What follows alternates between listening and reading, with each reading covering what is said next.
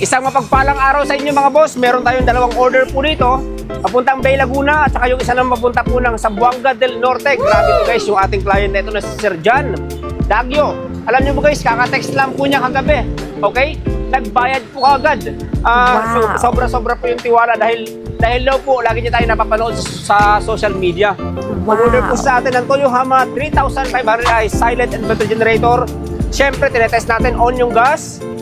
Okay, choke natin yan. Hila. And then, umaandar na po yan.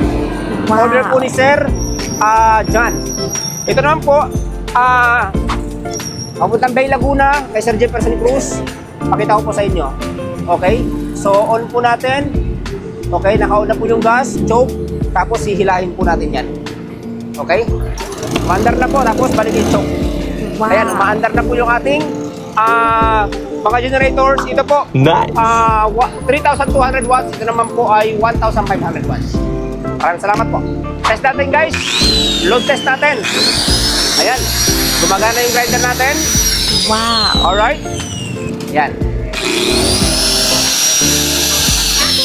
Alright. Let's go. So mga boss, tested na yung mga units natin for shipping na po ito today.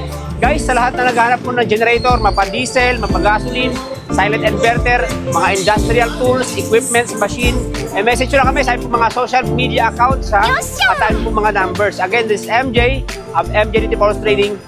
Hanggang sa muli. Okay?